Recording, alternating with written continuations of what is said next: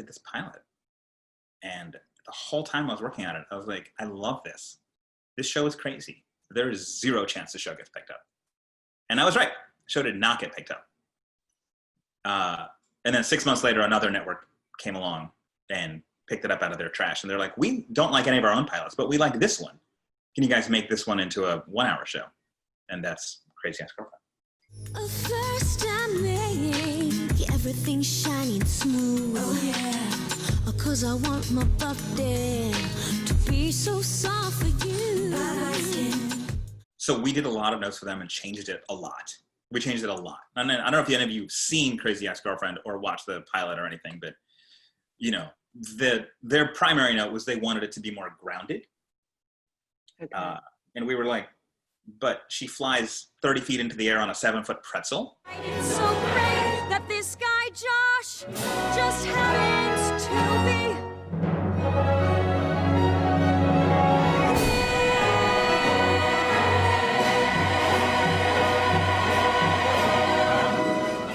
So cool. So we took a lot of stuff out to achieve like a lot cut of it. And you know, because they were spending a lot of money on this pilot, we turned in a studio cut that we also, before we turned it in at the studio, we did a full mix and color. And then before we turned in a network cut, we did a full mix and color. And then when we turned it in for real, we did a full mix and color. Which also meant, and I don't know if this is the right way to cut, so, which also meant that like, once we did that studio version, I was like, well, let's just overcut all the stems, you know, and the color Time Master, and we'll just work with that sequence. It got real messy. It got real messy. It got real messy. Because then you've got like all this, and you're like, well, we're going to take these notes out. Okay, well, we're going to remove the stems here. We might as well keep the mixed effects stem running through this part because the timing's still the same. I don't know if you're supposed to do it that way. And then when we got picked up by the CW, the whole thing was, A, we had to make the show longer because we had turned in like a 29-minute cut. Okay. And B, we didn't like the version that they had given us all these notes to do. So we went back to the studio cut, which meant backing up many versions in a timeline and also introducing a new scene that we had to shoot because we had to recast cast member, and also taking out all the stuff that we couldn't actually show. And all this was, I mean, this was literally day one at the office. I did take a screenshot of the timeline from that Crazy Ex pilot because it was such a nightmare. Yeah. Oh.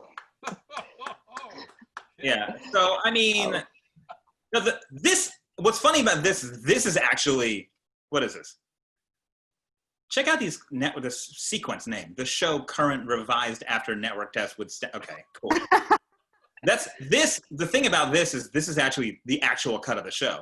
Hang on a minute. This is actually the actual cut of the show. This is it overcut with, you know, the color time master up here and then the stems. So this is now, there it is, final lock. Good job, me. Final lock, November 19th with the CTM overcut from August 13th. So it was 9 months later we were back doing it. But also, this isn't even the final one. Its final form, once we had taken all of this has just got the actual cut reassembled with its stems, was to do notes to it, and then it looked like this.